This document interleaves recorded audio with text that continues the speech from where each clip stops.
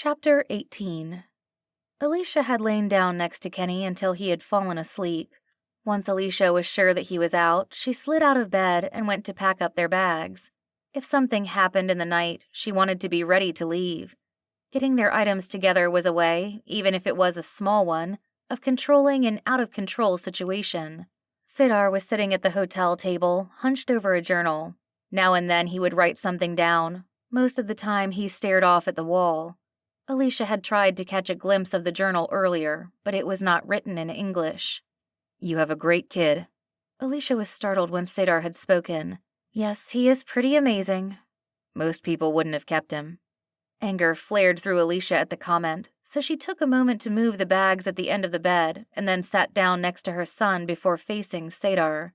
"I don't know what most people would have done. There was no choice for me but to keep him. He wasn't responsible for what happened." "He looks so much like him."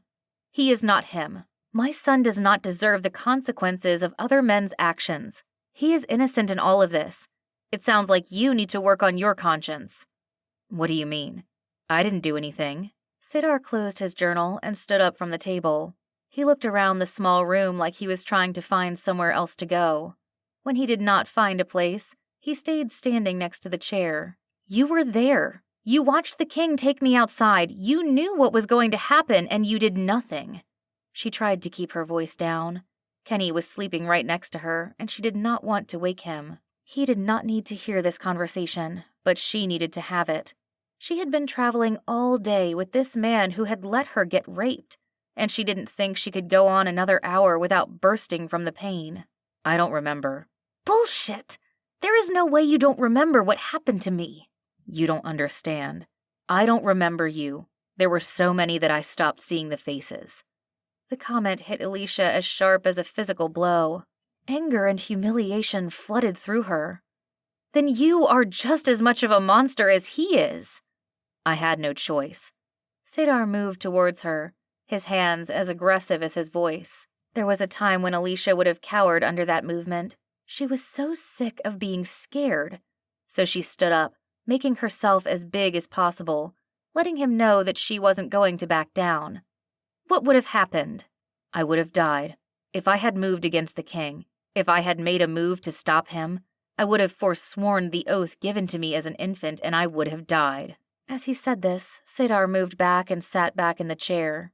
His hands clenched in fists at his side, but his gaze never left her.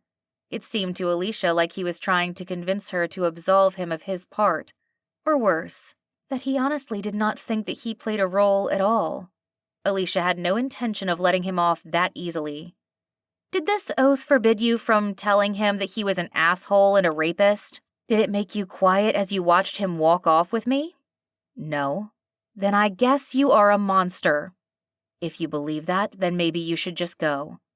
"You have value to my son at the moment.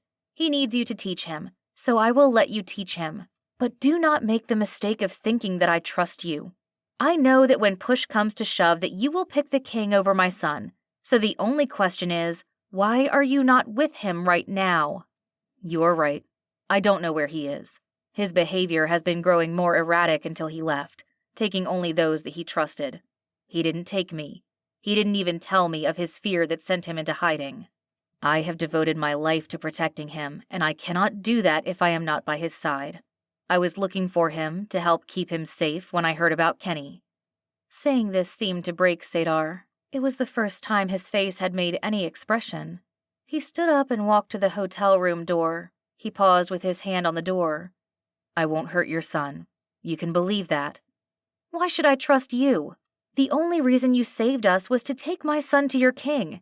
Do you plan to trade him to get back into his good graces? Are we pawns to you?" "My oath isn't to the king. My oath is to the royal line. Your son is part of that line. He and the king are all that are left.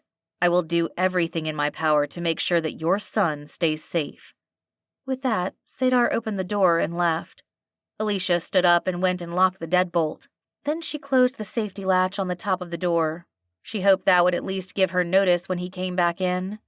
She lay down next to her son, leaving the other bed free. She drifted into a half-sleep, waiting for Cedar to come back, waiting to have to go and unlock the door to let him in. Eventually, she must have drifted off completely. When she woke, it was still early in the morning, but Sadar had not been back.